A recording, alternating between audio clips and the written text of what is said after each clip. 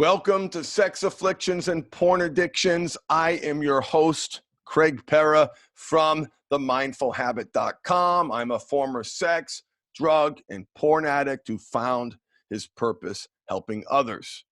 I'm the founder of the Mindful Habit System, a behavior change model recommended by and trained to therapists and counselors. And this is a podcast to empower you to create healthy sexuality in your life and a great life.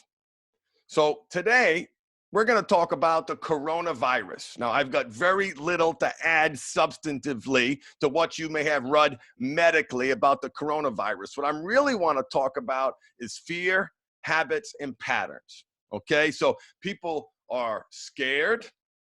The market yesterday was a bloodbath. The markets are scared. Resources appear strained. Quite frankly, we don't know how bad it's going to get. And I think there are a lot of people using this as an excuse to numb, cope, and escape. So I want to challenge that. And I want to talk about 7 ways.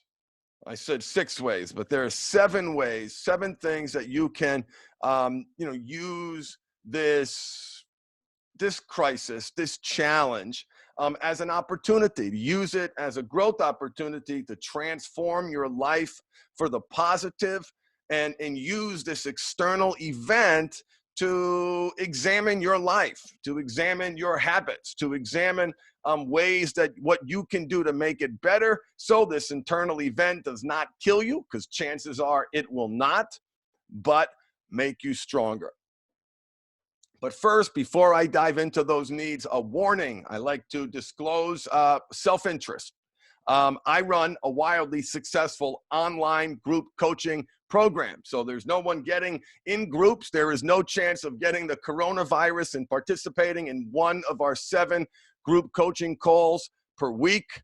It is a 6-month intensive with long-term support opportunities, intensive support for your wife. It's done entirely online. We have group and one-on-one options available. We have earned over 230 verified 5-star excellent reviews. And so, listen, some of you are in a place where your family, your job, your marriage, and everything you hold dear rests on you making the right decision. So no one's served by me self-deprecating and not putting my best foot forward. So I want to share with you a recent testimonial that I received in my group coaching program. Shout out to Riverside County, my brother there. Here's what he has to say. About halfway through the program, I can tell you that the mindful habit has already transformed my life. It has taken me 63 years to figure out that I needed to fix the relationship with myself first and understand my core issues before I can have meaningful relationships with others. My addiction and intimacy disorder resulting from childhood sexual abuse has burdened me my entire life. High functioning at work, I just could never break through to reach my potential at home and in my personal relationships. I have trusted in the program all the way through, and it has exceeded my wildest expectations. It's the reason I can finally begin to forgive myself, love myself and others, and because of that, it is the reason I'm still married. More to come. So I am so amazingly proud of the work that we are doing. If you want a part of that, go to themindfulhabit.com if you have any questions. It literally is the best program in the world if you're struggling. All right, end of commercial. The 6 growth opportunities presented by the coronavirus. Actually, we're going to do 7. There's a bonus one at the end, one of my favorites. So first, a reminder to always be on the lookout for growth opportunities, right? And ask yourself this question. Do you have a culture of failure in your life, or have you created a culture of success? And just what I'm doing with these words in this podcast, I'm examining something that's freaking some people out and exploring it, and using it as an opportunity to look in the mirror right? To mine it for growth opportunities. And I encourage you to do that with everything in your life. And it is so, so simple to do. Here's a simple way to do that. Make a list of the 5 things about your life that you hate, or the 5 things that suck about your life, where you're struggled, where you're challenged, where you're sick and tired of being sick and tired. Brother, those are your opportunities. So that shit list, that why my life sucks list, those are your opportunities. Those are the places where you can grow. Those are the places where you can use whatever crisis it is that you're dealing with to grow in a powerful way. So first, always be on the lookout for growth opportunities. Second, use this as an opportunity to do a self-care checkup. Self-care, you not only prioritizing your self-care and you doing that long-term, that's the secret, right? Because what happens to everybody, right? What may have happened to you in the past? You hit rock bottom, you dive into recovery, you sprint as far and as fast as you can, and there comes a point where you stop doing the things that make you successful. You can't stop doing the things that make you successful. And one aspect of that must be self-care. Eating, sleeping, hydrating, exercising, and practicing mindfulness and training your brain must be at the heart of not your recovery.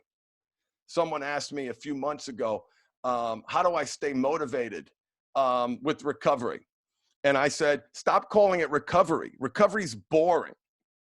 Okay, now listen, I get it. There's a point in time where I'm gonna dust myself off, gonna collect myself, gotta put the pieces back together, but it's not a place that you wanna stay in forever, right? The cure is the aggressive pursuit of a great life. I want my program to be about high performance because it's the only way you're going to proactively counterbalance that powerful sexual energy. You have to create a great life. You have to proactively manage your powerful sexual energy. You must practice rigorous self-care. So grade yourself, A, B, C, D, F. Eating. How's your diet? You're putting good stuff in your body that's going to immunize you from disease? You taking care of it? Are you gobbling down those sodas and those diet sodas and high fructose corn syrup, essentially poison? How's your sleep? Are you hydrating? Are you exercising?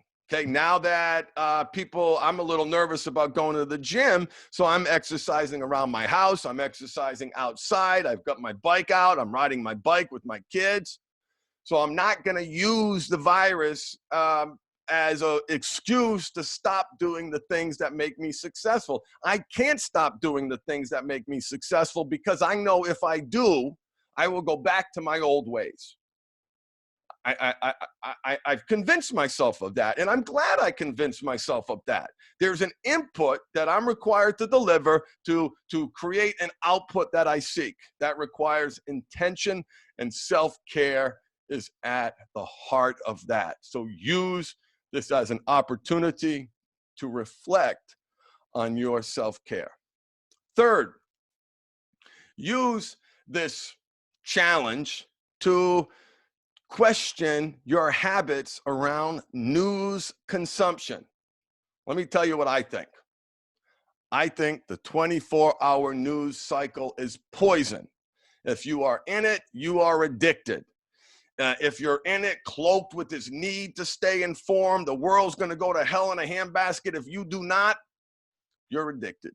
You're in too deep. You're not just addicted to pornography or compulsive sexual behavior. You're addicted to consuming information. You're addicted to reacting to it. Maybe you're getting significance by screaming about this issue or screaming about that issue.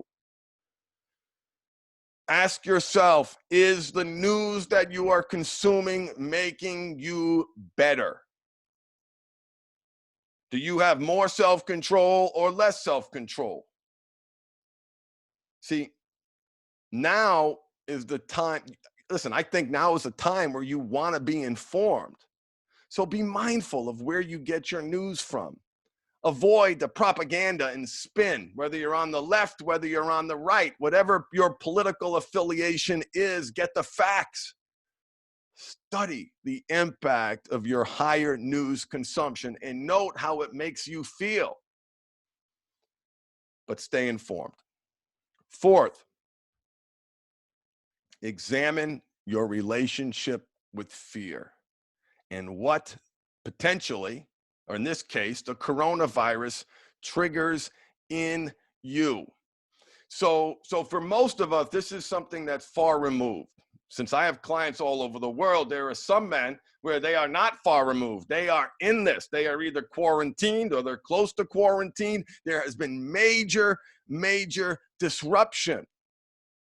And so fear is an inevitable consequence of being human.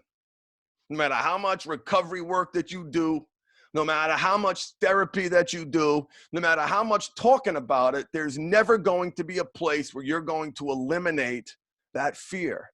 So you've got to proactively manage it. And stress and anxiety, those are just two modern words for fear. So ask yourself, how are you proactively managing fear? And just get to specific for a second. How are you responding to fear triggers? Another question, where is fear showing up in your life?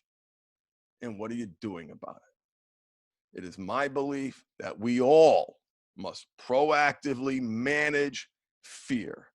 There is no universe where you will not be afraid. And accordingly, because most of the behavior is numbing, coping, and escaping behavior from what? From fear. You have to proactively manage it. This isn't primarily a sexual issue. I have yet to work with a client in the past 8 years. I have not had a single client whose primary issue had anything to do with sex. They are numbing, coping, and escaping from what? Fear. Mindfulness, mindful meditation will help you manage fear. It will help reduce the stress level cortisol in your body. It will reduce the attachment to your thoughts. It'll help you be less reactive. Download the app Headspace. Download the app Calm. Go on to YouTube and Google John Kabat-Zinn videos and learn about mindfulness. It is changing the world. And if you don't know anything about it, you better go find out. The mindful in the title, the mindful habit, which is the name of my system, is there for a reason, because it is so important to learn how to manage the monkey mind, how to manage an organism that has been trained to react to fear. And those trained, conditioned responses in response to fear, that's your acting out. And because to break a habit, you have to make a habit, you must be deliberate, you must be intentional on what are you going to do instead. How are you going to proactively manage fear? So look in your life to see how you may be feeling about the coronavirus. Maybe it's something else that's going on in your community. Maybe, this is one of many stresses in our lives. Fifth, regarding the coronavirus, conduct a family risk assessment. And here's the question that I've asked myself. If what's happening in other countries in terms of quarantine happens here, am I prepared? And the answer is no. But we are, as a family, getting prepared. We're reading what we're supposed to read. And by the way, this is not telling you what to do, how to do it. You follow the CDC, you go to the right websites, you get the right information, you do what you need to do, and also look for trends. Look where this is going. Look what happens to this disease in 30 days, in 60 days. If you have elderly parents, as I do, make sure that they're taking great care of themselves and they're not doing any unnecessary travel. So conduct a family risk assessment, okay? We're going to get through this. There's no question about that. And let's be prepared, okay? Sixth, reflect on how you are connecting with friends. So the opposite of addiction isn't sobriety, it's connection. Jonathan Harris said that in his wonderful video, Everything I Learned About Addiction is Wrong. His last name is Hari. The title of the video is Everything I Learned About Addiction is Wrong. And he bases that statement on the Rat Pack studies. And what they found is that they got these rats addicted to heroin, and those rats stopped using heroin when they were put in constructive social environments with other rats. They were in this little rat heaven, this little rat park where there was a rat jacuzzi. There was a rat wheel, and there was cheese, and there was social games, and there were fun things that rats like to do. And those rats stopped using the heroin water on their own. So there is a tendency, particularly, I'm talking to you brothers out there, generally speaking, women do a better job connecting.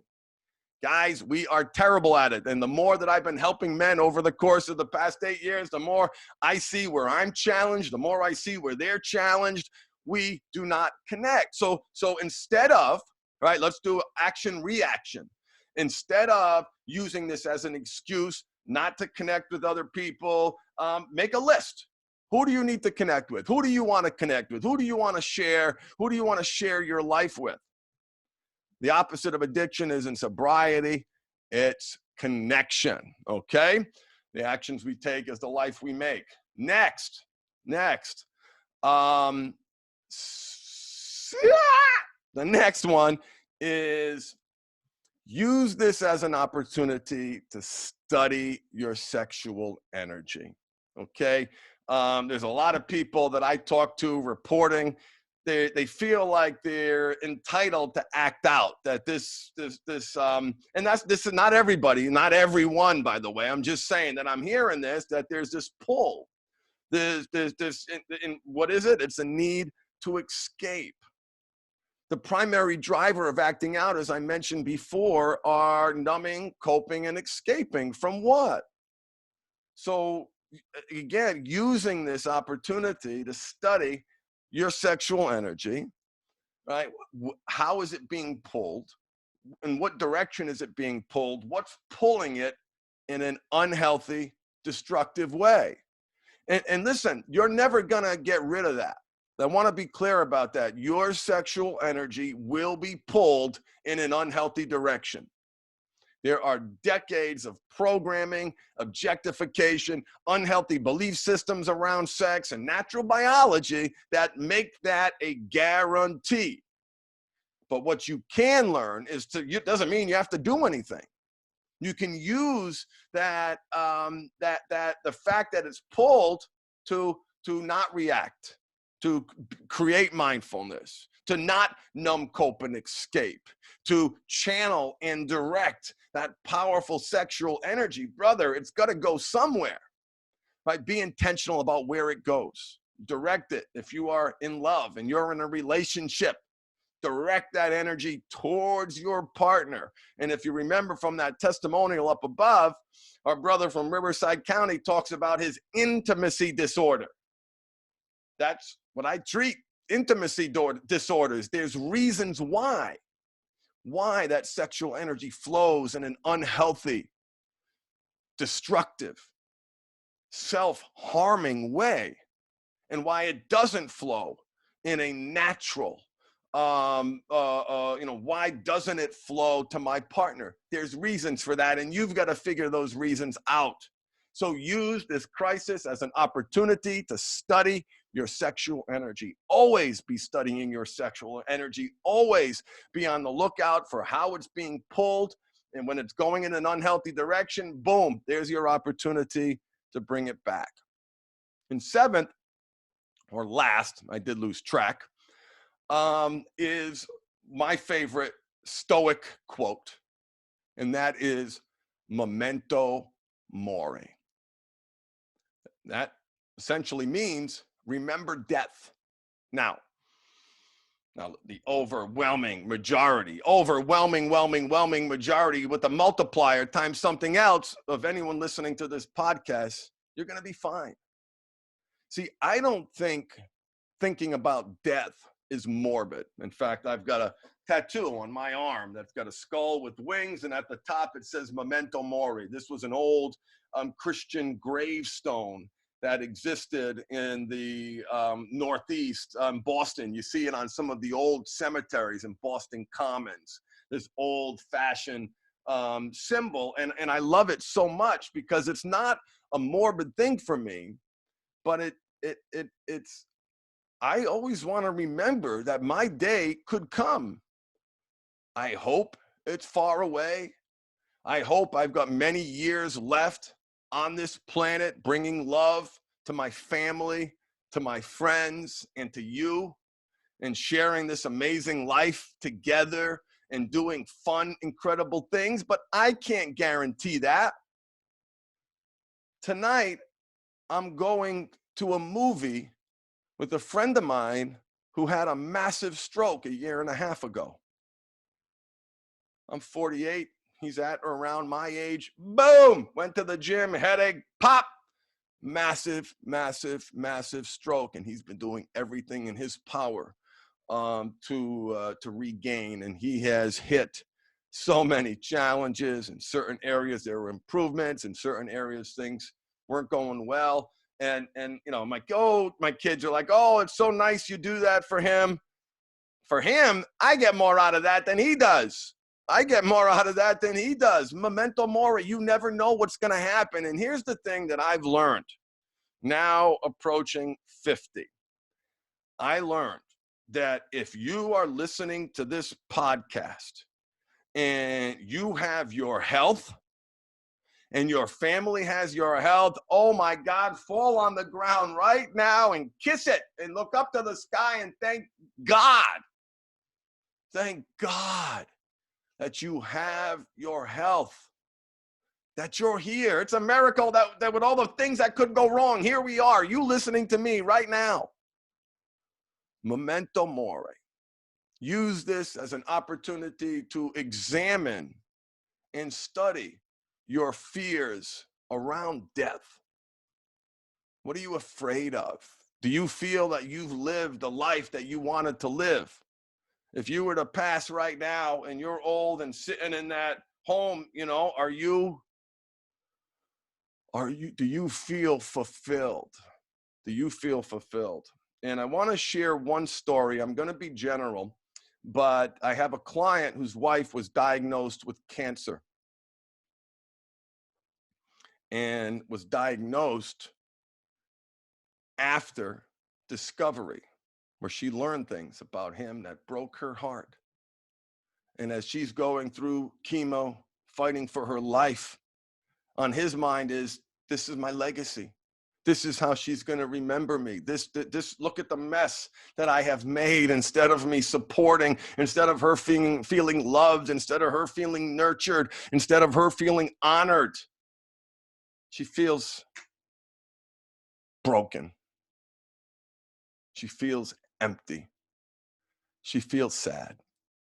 So I just strongly encourage you that before this day is out, that you reflect on how grateful you are that you have someone in your life who loves you. Someone in your life who's upset about what you did because they care about you that much.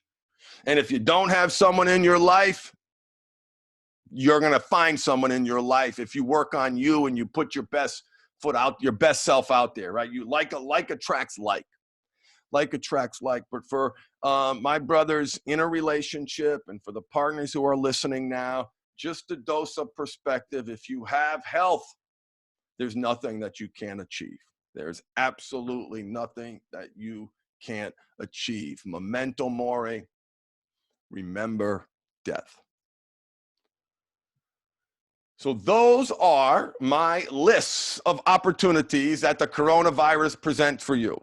You could clearly apply this to any challenge in your life, but there are some unique things around the news cycle, around self-care, around us as men protecting our families, where I believe that this crisis, this challenge gives us an opportunity to take a long, hard look in the mirror, to study ourselves, and to come out of that stronger, to learn and to grow by creating a culture of success in our lives where we are moving towards healthy sexuality, where we are moving towards the aggressive pursuit of a great life.